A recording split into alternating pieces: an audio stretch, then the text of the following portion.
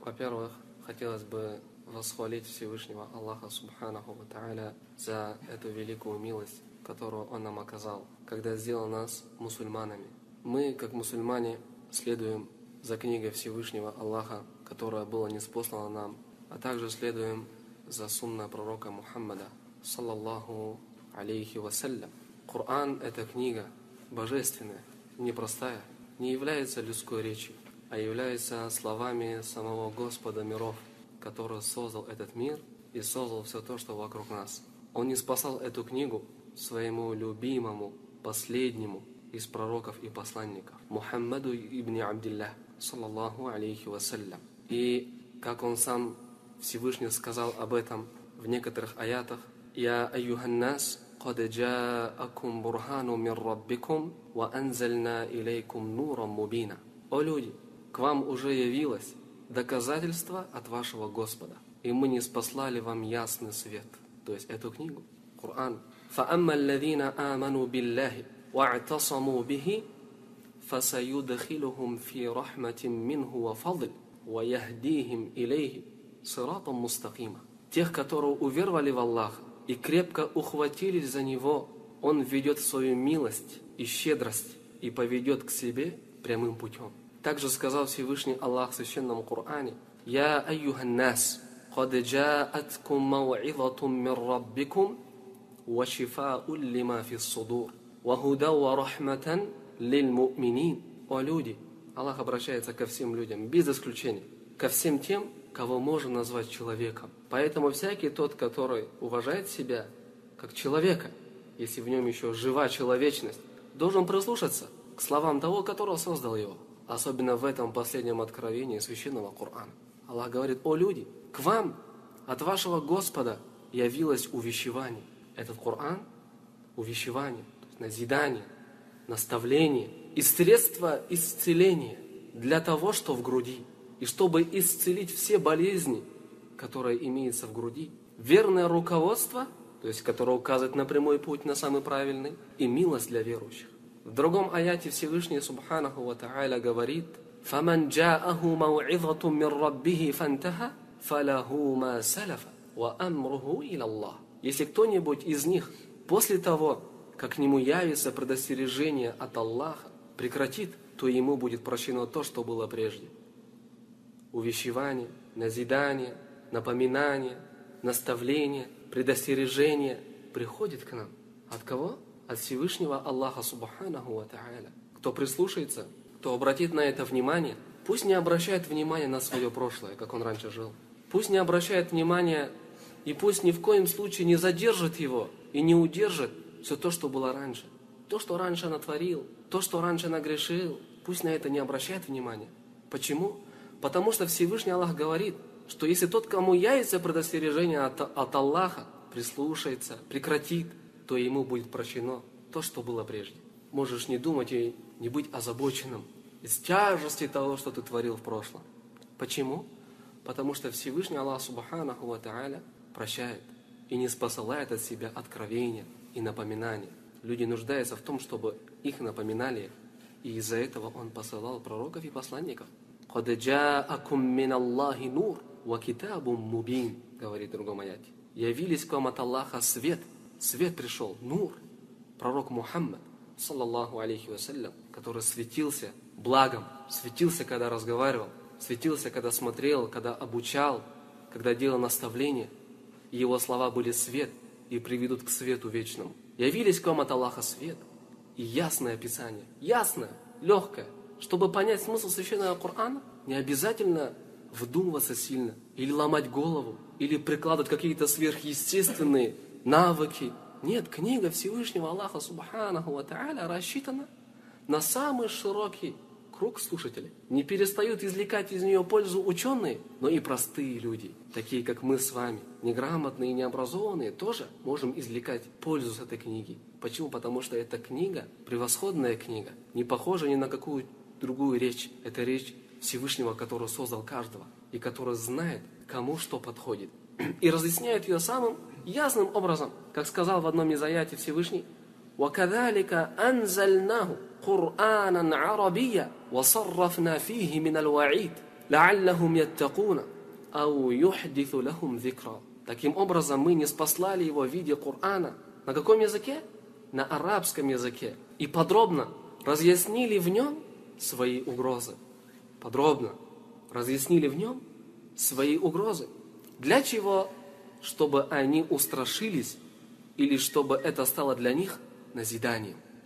Также сказал Всевышний Аллах Субханаху ва Та'аля: «Кад джа'акум басаиру мир раббикум, фаман абасара фалинафсихи, ваман амия фа'алейха, вама ана алейкум бихафиз». Скажи, о Мухаммад, скажи людям, к вам уже явились наглядные знамения от вашего Господа. Наглядные.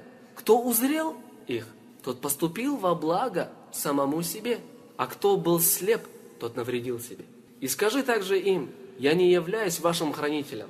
Мне не поручено следить за вами, что вы делаете, что вы совершаете. Мне это не поручено. Но знайте то, что Всевышний видит вас, где бы вы ни находились, и завтра к Нему придете, и там будет расчет. وَجَاءَكَ فِي هَذِهِ الْحَقُّ وَمَوْعِظَةٌ وَذِكْرَى. Про некоторые суры Священного Корана Аллах сказал: в этой суре к тебе явились истина, увещевание и напоминание для верующих. Истина. Все то, что сообщено в Коране, и все то, что разъяснил нам пророк Мухаммад, саллаллаху алейхи вассалям, чья речь является толкованием Священного Корана, является истиной. Как сказал Всевышний Аллах в Коране: وَنَزَّلْنَا إِلَيْكَ الذِّكْرَ لِتُبَيِّنَ لِلنَّاسِ مَا نُزِّلَ إِلَيْهِمْ. Мы не спаслали тебе напоминание, дабы ты разъяснял людям то, что было ниспослано тебе. То есть, о Мухаммад, мы не спаслали тебе Коран, читай его людям, объясняй им его смысл, рассказывай им, увещевай их, наставляй их, напоминай им. Поэтому Коран от начала и до конца является истиной, неоспоримой, куда не подкрадывается ложь, ни спереди, ни сзади. И никаким образом не проникнет туда никакое сомнение. Почему? Потому что эти слова от самого Аллаха Субханаху ва Та'аля. Их услышал Джибриль и передал в таком виде, каком он их услышал, пророку Мухаммаду, саллаллаху алейхи вассалям. Поэтому Аллах говорит, что все то, что явилось в Коране, является истиной, увещеванием и напоминанием для верующих. «Хада баяну линнас, ва худа ва мау'изату лилмуттакин», говорит в другом аяте Всевышний. Все, что сказано в Коране, разъяснение людям, руководство и наставление для богобоязненных.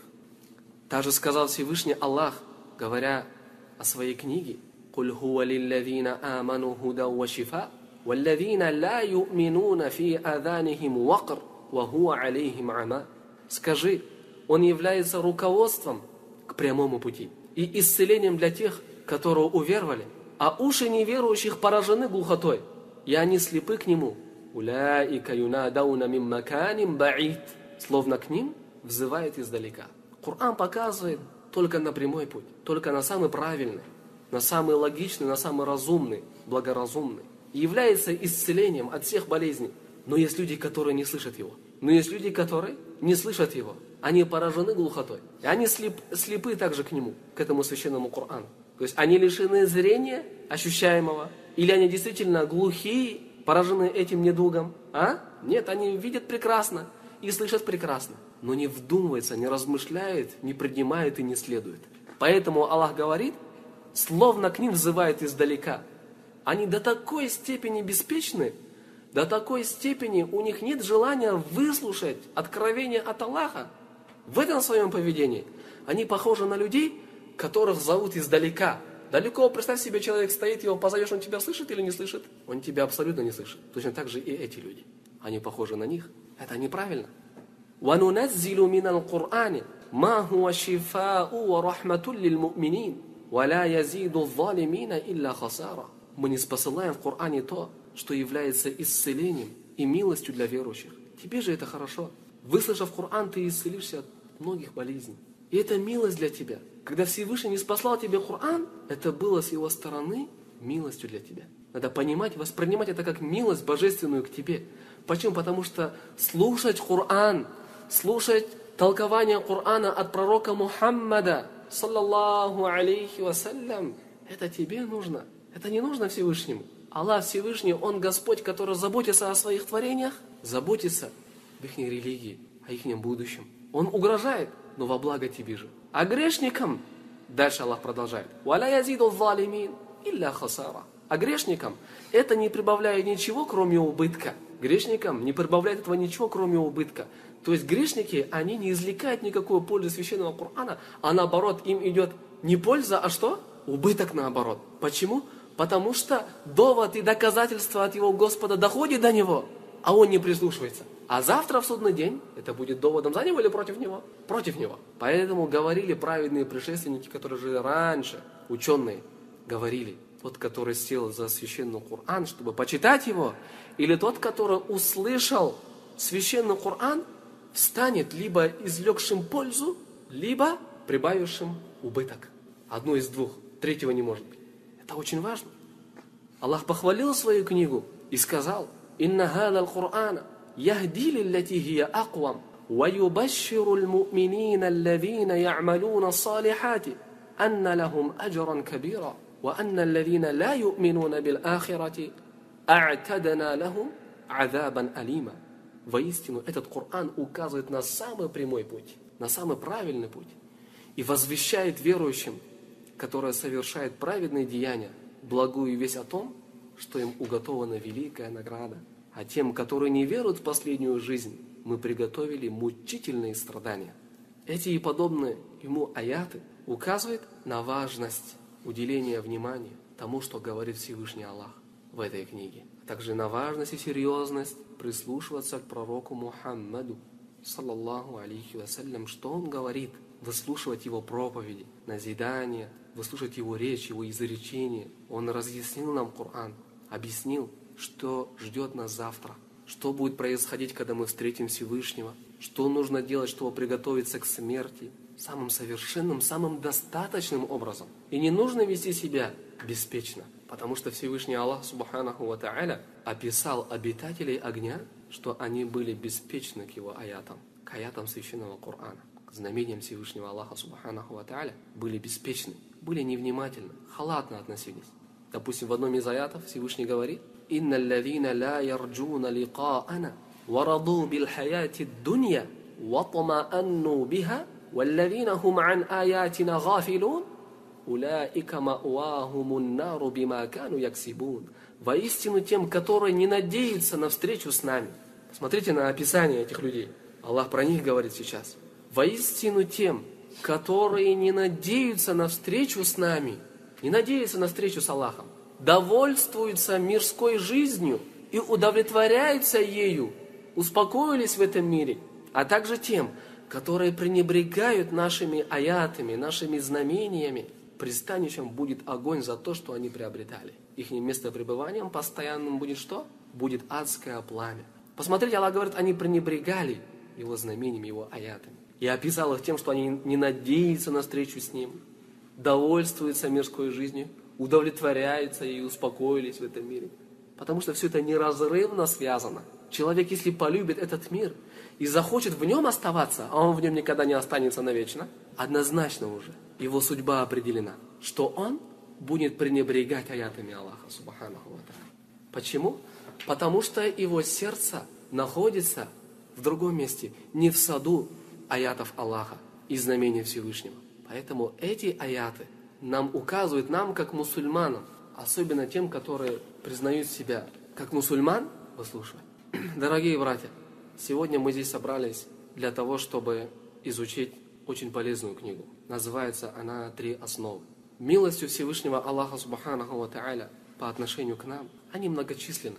Самая великая милость, то, что Всевышний сотворил ученых людей, которые хорошо разбираются в религию и всю жизнь посвятили ее изучению. Они объясняют неграмотным людям смысл аятов, они разъясняют, они пишут, они доносят, указывают на проповеди пророка, раскрывают то, что закрыто перед нами. Особенно нам, не имеем знания о шариате, может быть, кто-то из нас даже никогда раньше и не задумывался над смыслами Корана, и даже не пытался вникать в смысл изречения пророка Мухаммада, саллаллаху алейхи вассалям, что как раз таки самое удивительное.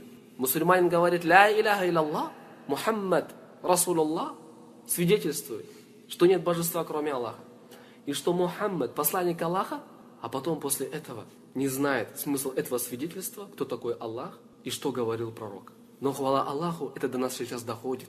Просвещение по милости Аллаха набирает свой положительный оборот среди мусульман, чему мы и радуемся.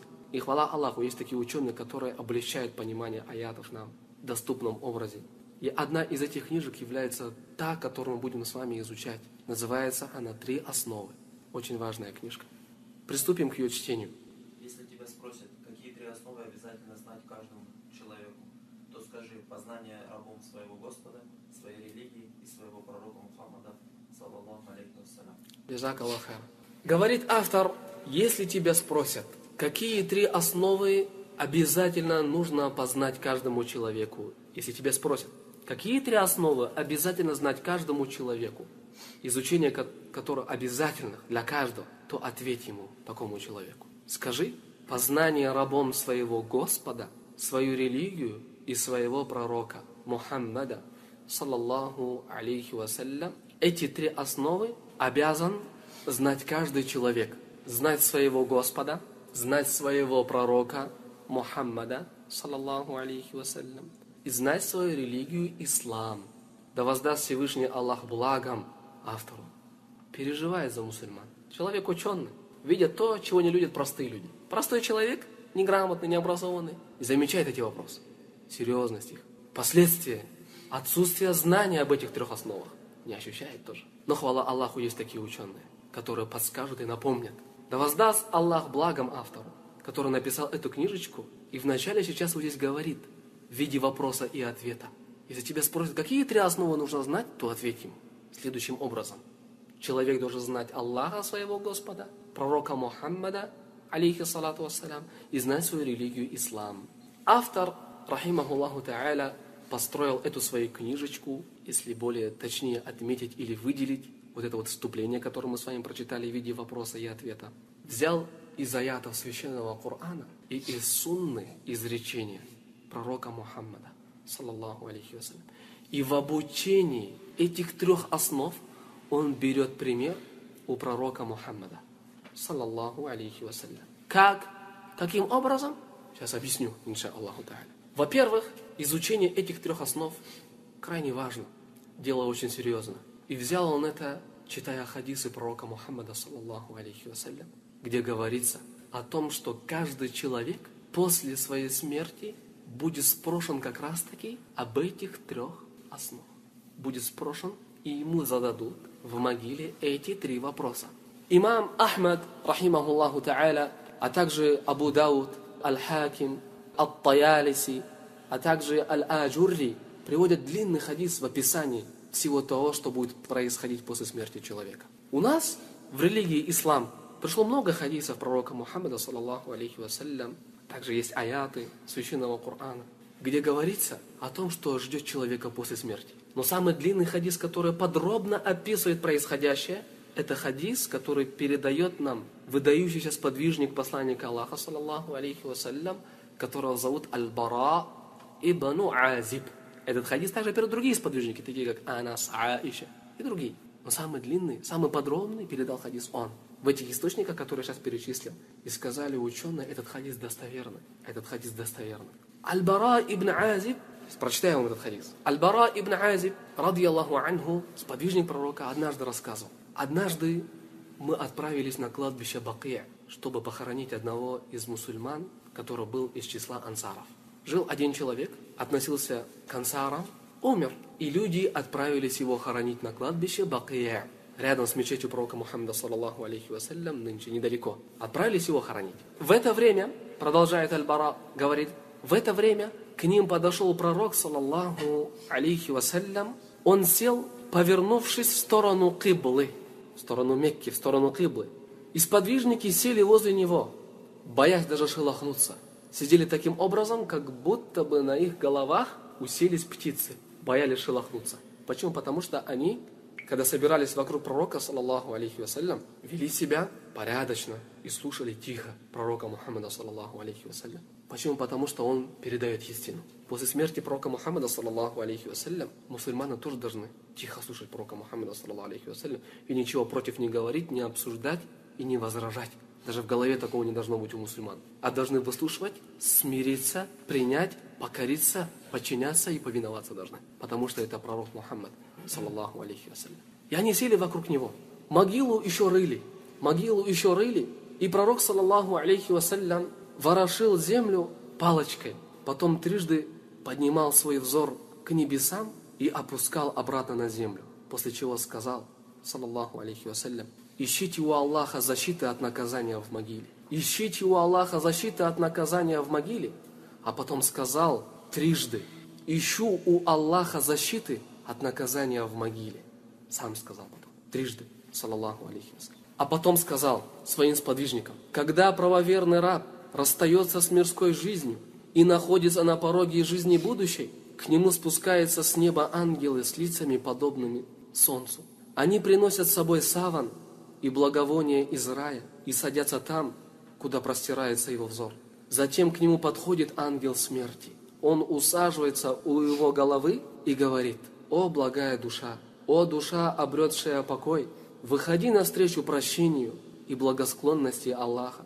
Душа правоверного покидает его тело, подобно тому, как капля вытекает из горла сосуда. Очень легко, плавно, без никаких зацепок или задержек, или каких-то болей. Очень легко и плавно выходит его душа верующего человека. И тогда все ангелы, которые находятся между небом и землей, а также те, которые находятся на небесах, начинают приветствовать его. Ангел смерти прибирает душу, и не проходит и мгновение ока, как другие ангелы принимают ее и облекают в саван с благовониями. Затем пророк, саллаллаху алейхи вассалям, прочел аят: «Сумма таваффатху русулуна, вахум ля юфарритун». Наши посланцы забирают его душу, и они не делают упущений. То есть прочитал аят, как бы толкуя его. Мы же с вами говорили то, что священный Коран, посланник Аллаха толковал его, саллаллаху алейхи вассалям, его смыслы. Когда рассказал все это, прочитал этот аят, где говорится о том, что ангелы забирают душу человека и не делают никаких упущений. То есть, когда обертывают его или облекают его в саван с благовонием, или когда принимают душу его. После этого душа начинает благоухать так, как благоухает самый прекрасный муки на земле. Затем ангелы возносят душу на небеса, и когда они минуют сонмы ангелов, те вопрошают: чья это прекрасная душа? Им отвечают: такого-то, сына такого-то, называя его самыми красивыми именами, которыми его звали при жизни. Наконец, они добираются до первого неба и просят открыть врата, и те отворяются. Ангелы каждого неба провожают душу до следующего неба, пока она не достигает седьмого неба. Тогда великий и могучий Аллах говорит: впишите запись о моем рабе в верховьях рая, затем верните его на землю, ибо я обещал им, то есть людям, что из нее создал их, в нее же их возвращу, и из нее их изведу еще раз, то есть воскрешу их в судный день. Ангелы возвращают душу верующего в тело, а затем к нему приходят два ангела. Приводится в некоторых хадисах, их зовут как? Мункар и Накир. Затем к нему приходят два ангела. В описании этого хадиса говорится, что к нему придут два ангела, шадид аль-интихар. Шадида аль-интихар, то есть крайне строгие, суровые на поведение ангелы. Как понять суровые и строгие ангелы? То есть, когда будут разговаривать, будут ругать. Строгого человека можно назвать таким, который своими криками останавливает человека. Своими окриками останавливает человека. Субханаллах, как жалко человека. Он, когда умирает, уже его омывает. Видать, то, что человек уже поймал тишину. Человека, видишь, когда моет? Когда умрет, его омывает же. Когда смотришь на человека, и всех нас это ждет, братья. Когда моет человека, смотришь на него, как жалко, уже поймал тишину. Где крики? Где его разговоры? Где его возражения? Где его недовольство? Где его гулянки? Где его пьянки? Где его друзья? А? Когда-то голос поднимал, когда-то кричал, когда-то ругал, когда-то злился, гневился, когда-то обижал кого-то. Не дай Аллах, если верующих рабов еще обижал. Когда можешь, потом тишину поймал. И так-то тишину поймал. В могиле к нему приходят ангелы. В описании пришло шадид аль-интихар. Строгие и суровые. Вне зависимости от того, человек верующий или неверующий. Вне зависимости от этого. Потому что у этих ангелов такое поручение. Вот так вот приходить к каждому. Это их поручение. Строгие. Кричать будут. Говорит здесь Даша пророк, как переводит нам Аль-Бара дальше, они садятся рядом, садят его и спрашивают у него: кто твой Господь? Он отвечает, то есть верующий раб: мой Господь Аллах. Они спрашивают: какова твоя религия? Он отвечает: моя религия ислам. Они спрашивают: что за человек был послан к вам? Он отвечает: это был посланник Аллаха, саллаллаху алейхи ва аля алихи вассалям. Они спрашивают: что ты узнал там? Что ты делал в этом мире, когда ходил поверх этой земли, внутри которой, в чреве которой ты сейчас находишься? Что ты делал на этой земле? Он отвечает: я читал Писание Аллаха, книгу Аллаха, Коран. Я читал Коран, я читал Писание Аллаха, уверовал в него и был верен ему. Вот такой диалог произойдет в могиле. Также в другой версии этого хадиса сообщается, в другой версии этого хадиса тоже достоверная, от посланника Аллаха, саллаллаху алейхи вассалям, сообщается: ругая его, кого? Верующего человека. Я сказал, вне зависимости от того, верующий или неверующий, ругать будут по-любому, все равно. Ругая его, они спросят: кто твой Господь? Какова твоя религия? Кто твой пророк? После этого сказал посланник Аллаха, саллаллаху алейхи вассалям: и это будет последняя фитна, которая подвергнется верующей. Это будет последнее испытание, которое подвергнется верующей. То есть верующий живет, у него на его долю выпадает много испытаний в этом мире, в этой жизни. И это будет самое последнее испытание верующего, когда будет его ругать и задавать вот эти вот 3 вопроса, на которые ты должен дать 3 ответа правильных, от которых будет зависеть твое будущее. Говорит посланник Аллаха, саллаллаху алейхи вассалям, это будет последнее испытание, которому подвергнется верующий. Потом сказал, саллаллаху алейхи вассалям, про это Всевышний Аллах в Коране сказал: يثبت الله الذين آمنوا بالقول الثابت في الحياة الدنيا وفي الآخرة ويضل الله الظالمين ويفعل الله ما يشاء. Аллах укрепляет верующих твердым словом в этом мире и в последней жизни. Что касается грешников, беззаконников, несправедливых, то Аллах заблуждает их, избивает их с толка, они не смогут ответить на эти вопросы. Что касается верующего, говорит посланник Аллаха, Аллах укрепляет его твердым словом, и он скажет: мой Господь Аллах, моя религия ислам и мой пророк Мухаммад, саллаллаху алейхи вассалям. Аллах укрепляет верующего твердым словом в этом мире и в последнем. Человек должен укрепляться. Когда говоришь ля иляха илляллах, ты должен твердо придерживаться смысла этих слов. Если ты мусульманин, обрати внимание на свои слова. Если хочешь, чтобы Аллах укрепил сейчас тебя в могиле, в этот самый тяжелый момент, самое бедственное положение, которое можно представить, в которое ты попадешь, когда встретишься в могиле с этими ангелами. Если хочешь, чтобы Аллах укрепил тебя, пожалуйста, укрепи эти слова в этом мире. Какие слова? Ля иляха илляллах. Это пришло в хадисе Аль-Бухари. Толкование этого аята вот таким вот образом Аль-Бара ибн Азиб, что имеется в виду под твердым словом ля иляха илляллах. Или как в этом толковании посланника Аллаха, саллаллаху алейхи вассалям, который дважды толкал, имеется в виду вот эти 3 основы.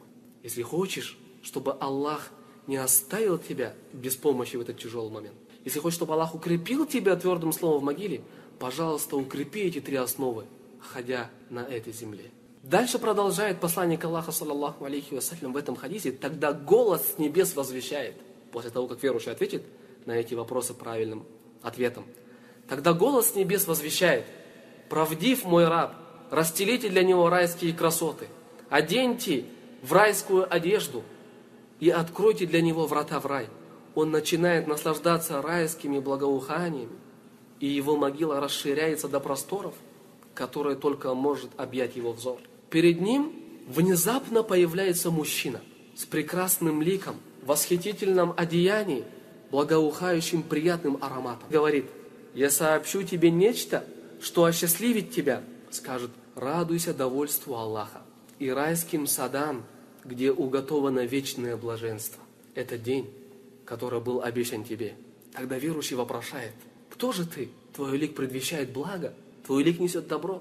Он отвечает: я твои благодеяния, я твои благодеяния, я твои деяния. Потом скажет: клянусь Аллахом, я знал тебя только как спешащим подчиняться Аллаху, медлящим ослушаться Его.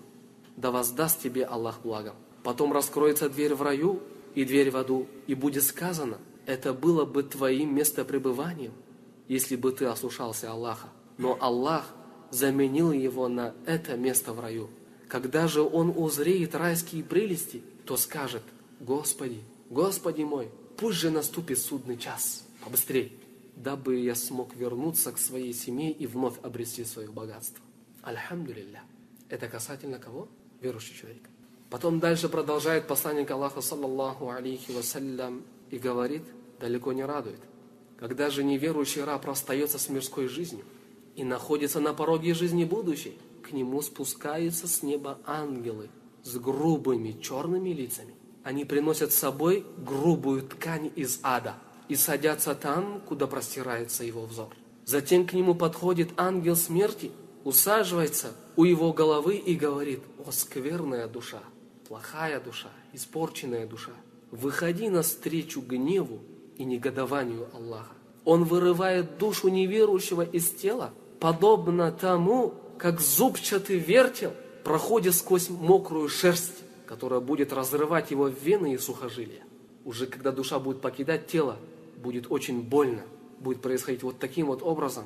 Ангелы смерти прибирают ее, и не проходит даже мгновение ока, как другие ангелы облекают ее, эту душу, в грубую ткань. И тогда все ангелы, которые находятся между небом и землей, а также те, которые находятся на небесах, начинают проклинать его, начинают проклинать эту душу. И душа неверующего человека, говорит пророк, саллаллаху алейхи вассалям, начинает извергать самое скверное зловоние, которое только можно встретить на земле. Затем ангелы уносят ее в небо. Когда же они минуют сонмы ангелов, те вопрошают: чья это скверная душа? Им отвечает: такого-то, сына такого-то, называя его самыми позорными именами, которыми его звали при жизни. Наконец, они добираются до первого неба и просят открыть врата, но те не отворяются. Затем посланник Аллаха, саллаллаху алейхи вассалям, прочел аят: «Инналлавина каззабу би аятина вастакбару анха ла туфаттаху лахум абуайда хатта ялиджаль джамалу фи саммил хият». Воистину, не откроются врата небесные для тех, кто считал ложью наши знамения, наши аяты и превозносился над ними. Они не войдут в рай, пока верблюд не пройдет сквозь игольное ушко. Игольное ушко настолько маленькое, что верблюд туда никогда не пройдет. Точно так же и эти люди никогда не увидят райских наслаждений. И небесные врата вот сейчас им не откроются в этой ситуации, в этом положении, которое описывает великие события, которые описывает сейчас посланник Аллаха, саллаллаху алейхи вассалям. Далее пророк, саллаллаху алейхи вассалям, говорит: тогда великий и могучий Аллах скажет: впишите запись о нем в Сиджине, что находится в земле низшей, в книге, где пишутся скверные дела людей. Где? В земле низшей. Затем ангелам велят: верните моего раба на землю, ибо я обещал им, что из нее создал их, в нее же их возвращу, и из нее их изведу еще раз. Ангелы бросают душу верующего на землю, так что она попадает в его тело, бросает ее небрежно, беспощадно. Затем посланник Аллаха, саллаллаху алейхи вассалям, прочел аят: «Ваман юшрик билля, факааннама харра минас сама, фатахтафуху ат-тайру ау тахви бихи ар-риху фи маканин сахиq». А кто приобщается товарищей к Аллаху, кто делает ширк, тот словно падает с неба, и птицы подхватят его, или же ветер забросит его в далекое место. Заметили, какое отношение к тем, которые жили на многобожии, были многобожниками, делали ширк? Как будто бы их положение, когда они заменили веру неверой, когда оставили единобожие и стали многобожниками, оставили наипрекраснейшее, наивысшее, которое находится на высоте, и опустились до низины неверия, подобный человеку, который падает с небес. Говорит Аллах, и птицы подхватят его. Точно так же в этой жизни шайтан хватает его со всех сторон, такого человека, не подпуская его к единобожию, не подпуская его к Корану, не подпуская его к сунне посланника Аллаха, саллаллаху алейхи вассалям, или же ветер забросит его в далекое место, его страсти, его желания закинут его далеко, сбьют его с прямого пути. Далее он сказал, посланник Аллаха, саллаллаху алейхи вассалям, его душа возвращается в тело, падает. Потом к нему приходят два ангела, строгие, суровые, садятся рядом, усаживают его и начинают спрашивать: кто твой Господь? Он бормочет: я не знаю. На арабском Не знаю, что сказать. Конечно, увидел двух ангелов, которых зовут, как мы сказали? Мункар и Накир. Знаете, почему их назвали Мункар и Накир? Почему их назвали Мункар и Накир? А слово Накира неизвестно.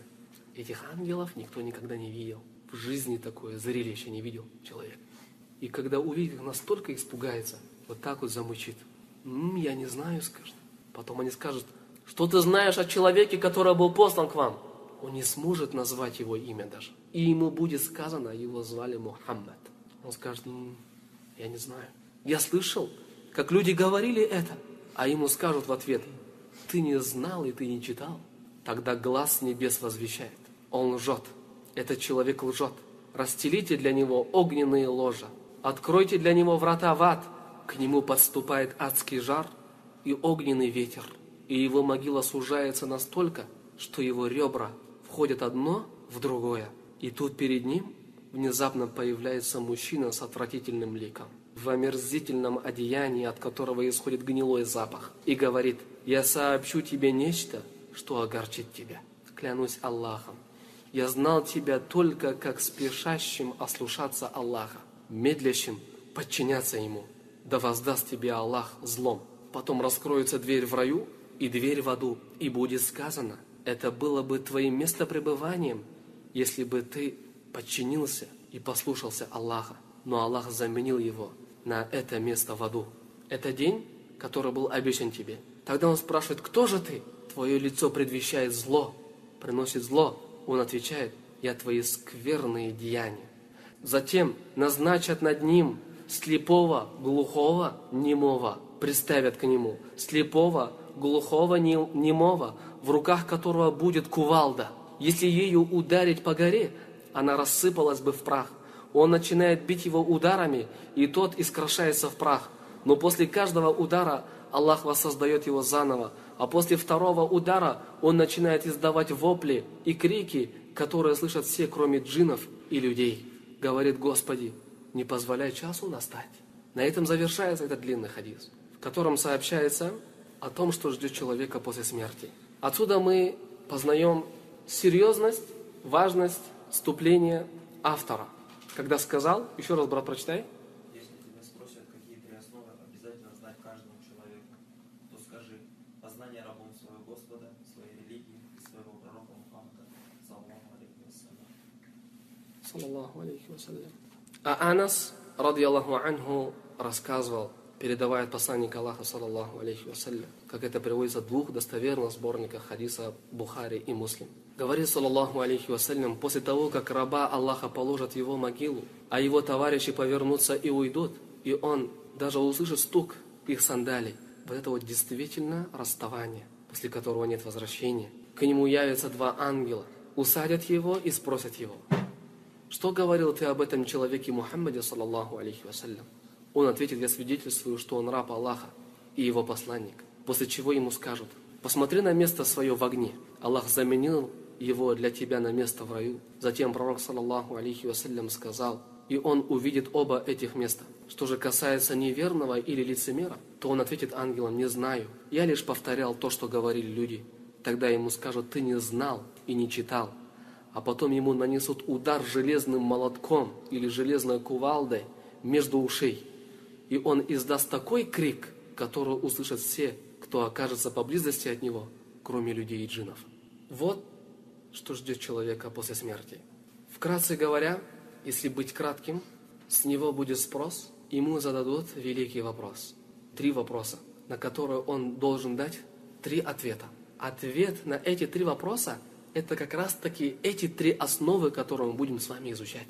Это познание Аллаха, познание пророка Мухаммада, саллаллаху алейхи вассалям, познание религии, ислама. И просим Аллаха, чтобы помог нам в изучении этих 3 основ. И чтобы эти уроки были полезными. И чтобы это было причиной подготовки к встрече с Аллахом Табарака ва Тааля. И чтобы это помогло всем мусульманам. Вне зависимости от того, это человек образованный или неграмотный. Вне зависимости от того, это человек близок к Аллаху или далек от Него. Вне зависимости от того, какая профессия, каким ремеслом занимается этот человек. Вне зависимости от того, к какой нации он относится, на каком языке он говорит, не имеет значения. Чтобы могли себя подготовить хоть как-то чтобы спастись в этот тяжелый момент. Аллахи, братья, мы и наше общество пренебрегаем этим. Пренебрегаем тем, ради чего мы были созданы. Отворачиваемся от проповедей и наставлений Аллаха Субханаху ва Тааля.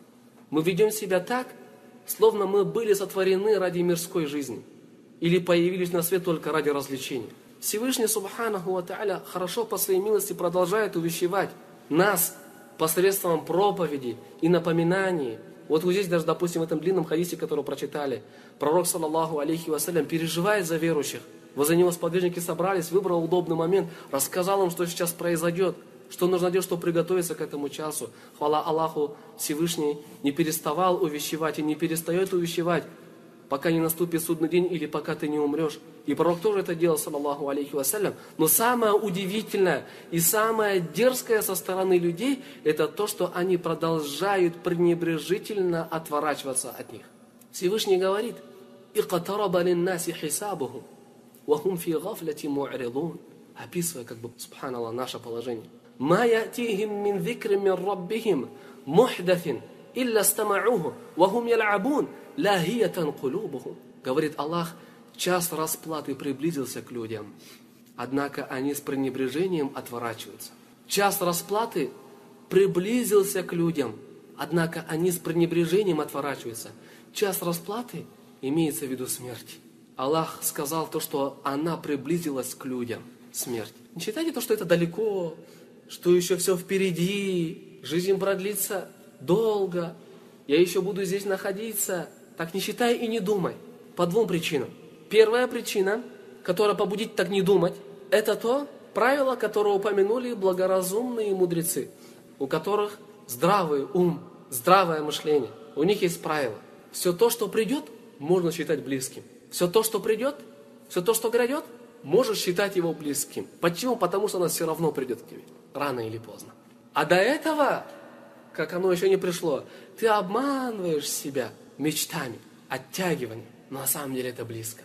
Вторая причина, которая заставит тебя так не думать, это то, что когда придет к тебе смерть, и ты встретишься с Аллахом, и ты поймешь, когда сравнишь будущую жизнь, у которого нет конца, с этой мирской жизнью, в которой ты жил, и придешь к заключению, что то время, которое ты прожил в этом мире, было очень коротким, скоротечным, пробежало перед твоими глазами. Как Аллах в Коране сказал, они скажут, им зададут вопрос в судный день, сколько вы прожили, сколько скажут?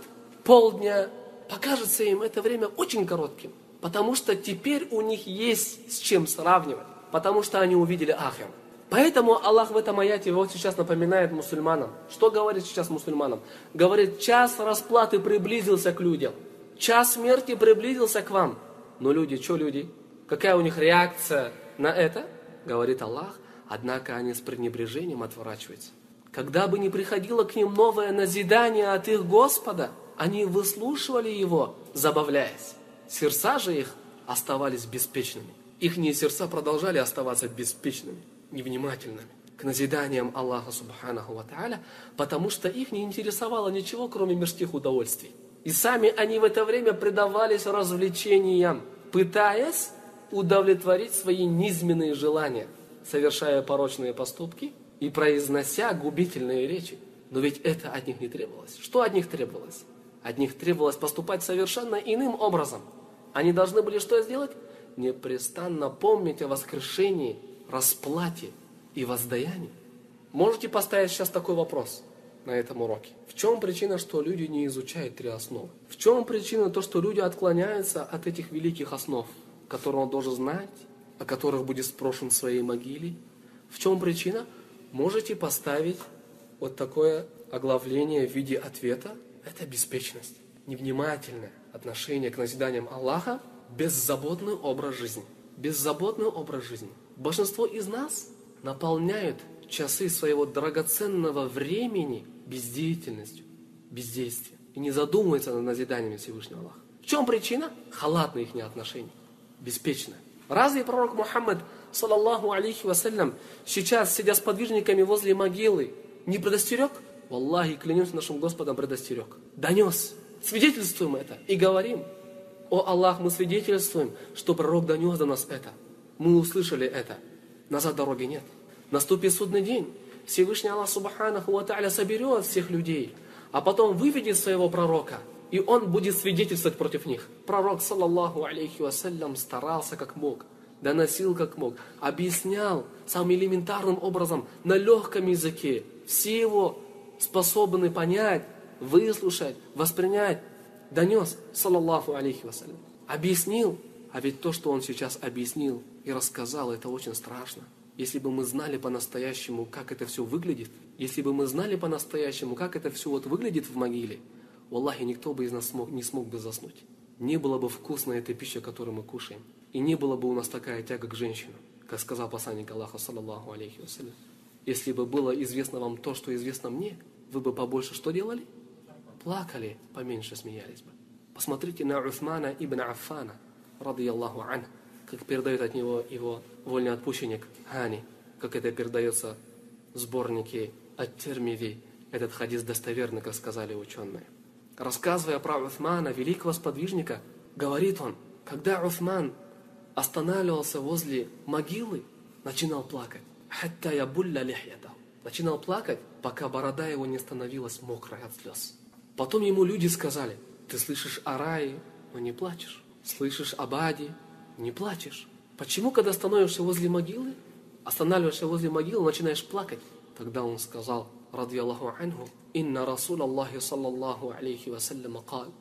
Воистину посланник Аллаха сказал. Это такое вот воспитание. Вот так он воспитал своего пророка. Воистину посланник Аллаха саллаллаху алейхи вассалям сказал: «Иннал кабра аувалю манзилин мин маназилил ахира». Воистину могила является первым жилищем из жилищ последней жизни. «Фаин наджа минху, фама ба'даху айсара минх, ва иллам янджу минху, фама ба'даху ашадду минх». Если он спасется здесь, то все то, что будет после этого, намного легче. А если не спасется он здесь, то все то, что будет после этого, намного хуже и более тяжелее. Все зависит от могилы. Потом сказал посланник Аллаха, саллаллаху алейхи вассалям: «Ма раайту манзаран катту илля вал кабру афлау мин». Хуже могилы я зрелища не видел, говорит посланник Аллаха, саллаллаху алейхи вассалям. Хуже могилы, страшнее могилы я зрелища, говорит, не видел. Мы сейчас с вами это не так осознаем. Осознаем это, когда попадем туда. Тогда человек попросится в мирскую жизнь, попросится возвратиться к Аллаху субханаху ва та'аля, чтобы изучать эти три основы, чтобы читать книгу Аллаха, чтобы слушать пророка Мухаммада, саллаллаху алейхи вассалям, будет умолять, будет просить, но будет поздно, потому что сейчас не место и не время. На это было достаточно много времени, чтобы призадуматься. Тебе был дарован момент, шанс, в котором ты смог опомниться, но ты этого не сделал. Ты отбросил это все в сторону, ты отклал все это.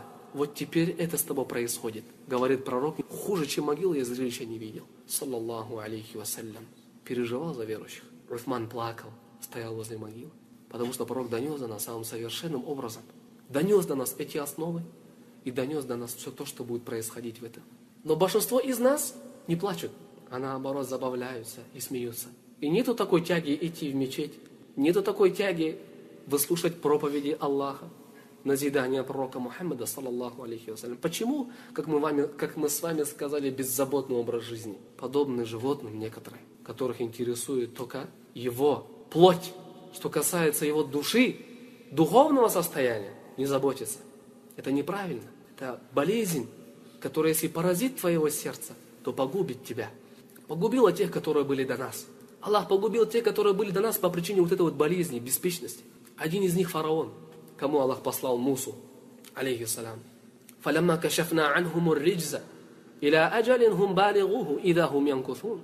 Когда же мы их избавили от наказания до определенного срока, которого они непременно должны были достичь, они нарушили обещание.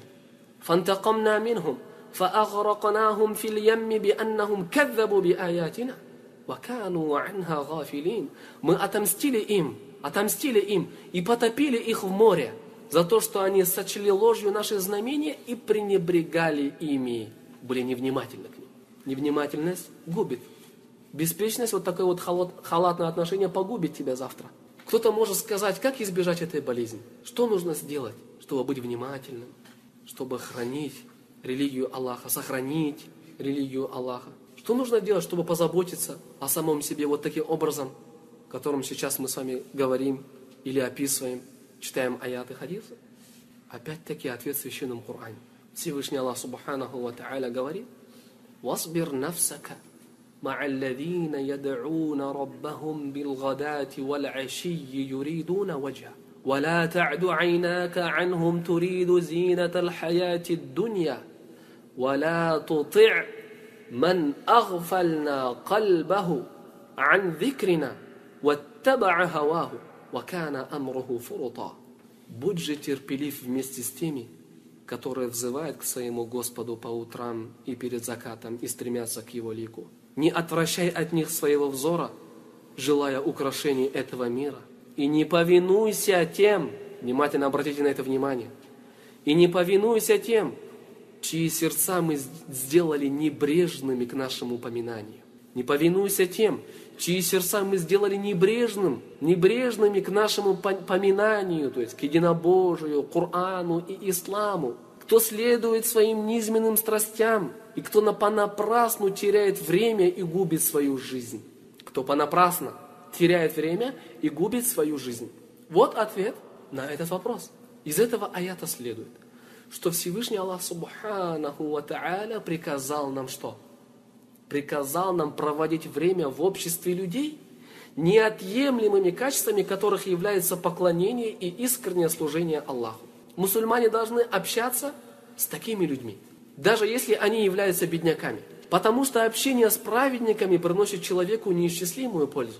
Но если человек отвернется от таких людей, то ничего, кроме вреда, это ему не принесет. Почему? Потому что он лишится многочисленных духовных благ. Его душа начнет постепенно привязываться к мирской жизни. Все чаще начнет помышлять о земных благах, в то время как стремление к последней жизни постепенно покинет его сердце. Происходит это потому, что мирские прелести ослепляют человека и очаровывают его душу.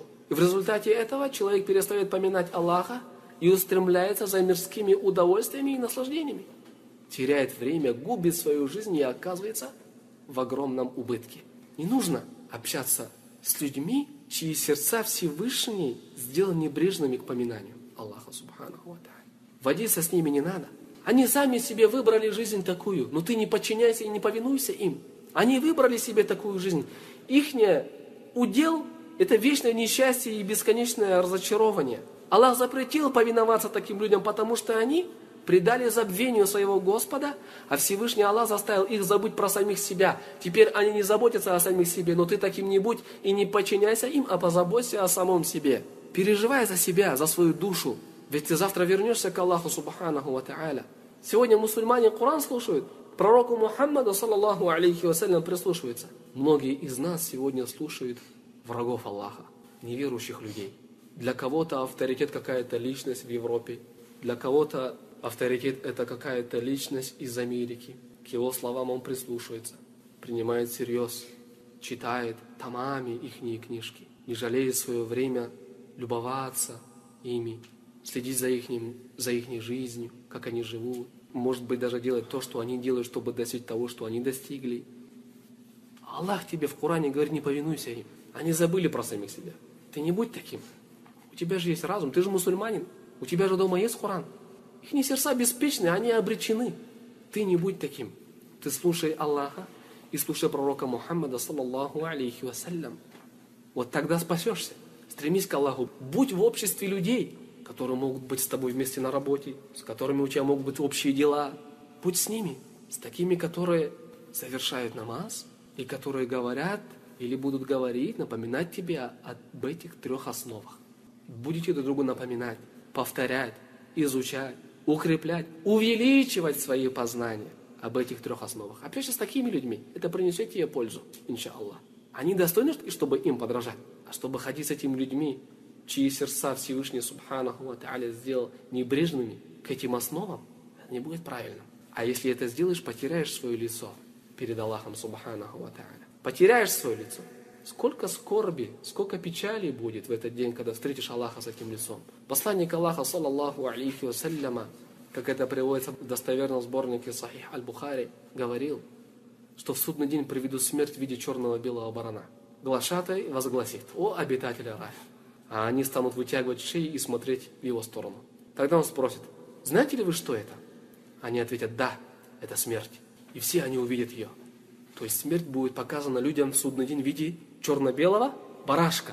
После этого снова будет возглашено: «О обитатели огня!»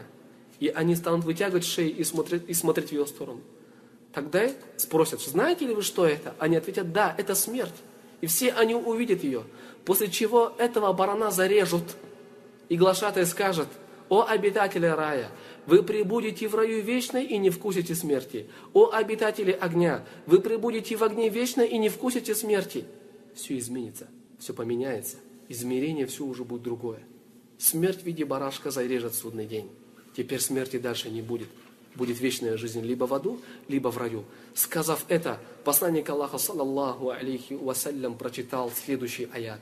وَأَنذِرْهُمْ يَوْمَ الْحَسْرَةِ إِذْ قُضِيَ الْأَمْرُ وَهُمْ فِي غَفْلَةٍ وَهُمْ لَا يُؤْمِنُونَ.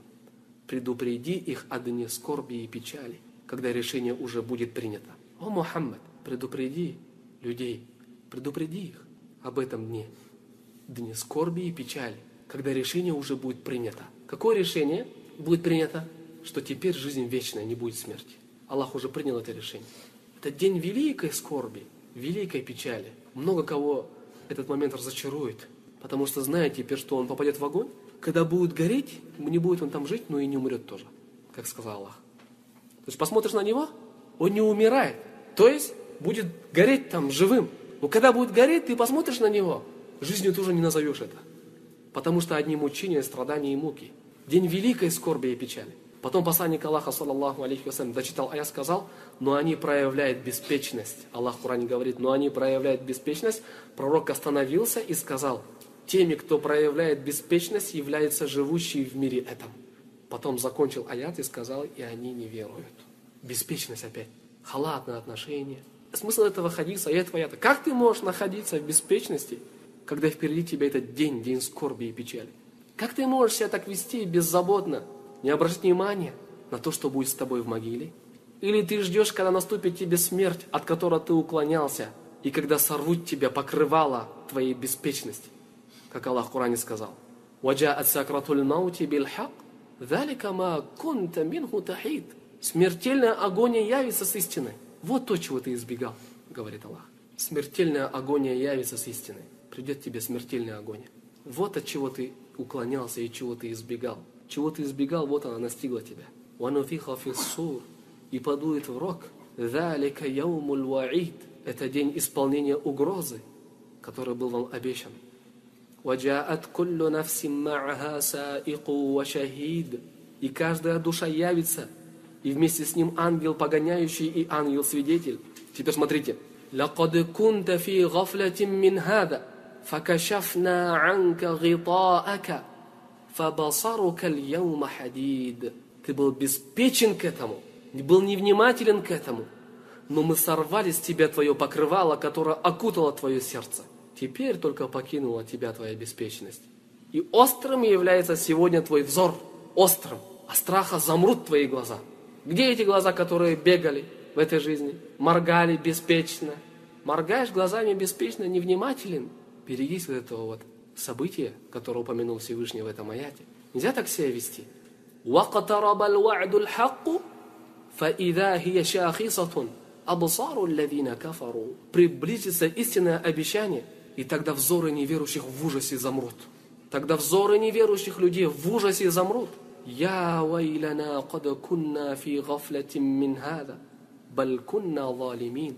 Они скажут: о горе нам, мы беспечно относились к этому. Более того, мы были грешниками. Поймут, что они были беспечны. Но поздно. Поэтому это предостережение от Аллаха Субханаху ва Тааля не быть беспечным.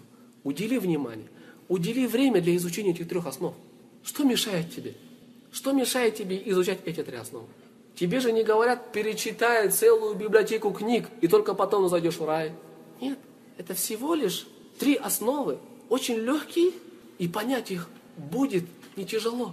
Почему? Потому что твое врожденное качество, с которым ты родился, оно расположено к истине и любит ее всегда. И если аяты Аллаха будут читаться, хадисы пророка, алейхи салату вассалям, повторяться, твоя душа воспримет это легко, тяжело не будет. Прежде чем наступит тот день, когда спустится ангел смерти с помощниками, чтобы забрать твою душу, Валлахи, в этих аятах, в этих хадисах наставление для каждого мусульманина, который верит в судный день. О том, что встреча с Аллахом Субханаху ва Тааля, как говорили праведные ученые, событие тяжелое, ответственное, решающее. Час расплаты. Он приблизился. Ну-ка, брат, еще раз прочитай на вступление. Если тебя спросят, какие 3 основы обязательно знать каждому человеку, то скажи: познание рабом своего Господа, своей религии и своего пророка Мухаммада, саллаллаху алейхи вассалям. Да помилует Аллах автора. Говорит, если спросят тебя, а мы знаем, что тебя уже по-любому спросят, неизбежно, то ответим, что нужно знать 3 основы. Познание Аллаха, познание пророка и познание этой религии. Это 3 основы. Автор подражает пророку Мухаммаду, саллаллаху алейхи вассалям, который воспитывал сподвижников своих вот таким вот образом. И сейчас мы с вами приведем некоторые примеры этого. Как пророк, саллаллаху алейхи вассалям, воспитывал, направлял и указывал им на изучение этих основ. Допустим, посланник Аллаха, саллаллаху алейхи вассалям, узаконил нам утром вот такой вот зикр. Утром узаконил нам вот такой вот зикр. Когда встречаем утро, узаконил нам следующие слова поминания, которые приводятся в Му'джами, такой сборник хадиса, имама Ат-Табарани. И этот хадис является, как сказали ученые, достоверным. Говорит посланник Аллаха, саллаллаху алейхи вассалям, если кто скажет утром: «Радиту билляхи раббан, ва бил ислами динан, ва би Мухаммадин, саллаллаху алейхи вассалям, набиян», если кто скажет утром: «Доволен я Аллахом как Господом, исламом как религией, а Мухаммадом как пророком, фа'ана за'иму ла'ахуданна биядихи хатта удхилаху аль-джанна», то я гарантирую, даю гарантию такому человеку, что лично возьму его за руку и веду его в рай. Это великое достоинство. Это прекрасно. Заступничество пророка, саллаллаху алейхи вассалям, тому, который будет говорить это каждое утро. Заметьте, в этом зикре, в этих утренних словах поминания упомянуто сколько основ? Упомянуты вот эти вот 3 основы. Утро наступает каждый день. Потом посланник Аллаха, саллаллаху алейхи вассалям, как это приводится в Сахих Муслиме, со слов Са'да ибн Аби Ваккаса, радiyallahu ань, что посланник Аллаха, саллаллаху алейхи вассалям, сказал: «Ман каля хина ясма'у аль-муаддина, ашхаду ан ла илаха илля Аллаху вахдаху ла шарика лах, ва анна Мухаммадан абдуху ва расулу, радиту биллахи рабба, ва би Мухаммадин расула, ва бил ислами дина, гуфира лаху занбу». Тому, кто скажет, когда услышит призывающего на намаз, то есть призывающий на намаз, когда становится и зовет азан, говорит: «Аллаху Акбар, Аллаху Акбар», созывает людей на намаз, тому, который услышит призывающего на молитву и скажет: «Я тоже свидетельствую, что нет божества, кроме Аллаха, и что Мухаммад его раб и посланник. Доволен я Аллаха как Господом, Мухаммадом как посланником, исламом как религией». Если кто скажет это, когда услышит призывающего на молитву, простятся ему его грехи, говорит посланник Аллаха, саллаллаху алейхи вассалям. Грехи такого человека простятся Всевышним. Заметьте, опять упомянуты эти 3 основы. Значит, посланник Аллаха, саллаллаху алейхи вассалям, можем с вами смело сказать и смело заявить, то, что он воспитывал сподвижников повторять эти слова каждый день. Разве утро не наступает каждый день? Разве азан не каждый день? Смотрите, 2 раза в день, как минимум, узаконил повторять эти слова. Для чего? Чтобы ты постоянно помнил об этих 3 основах. Чтобы ты постоянно вспоминал о том, что в могиле тебя спросят и зададут эти 3 вопроса.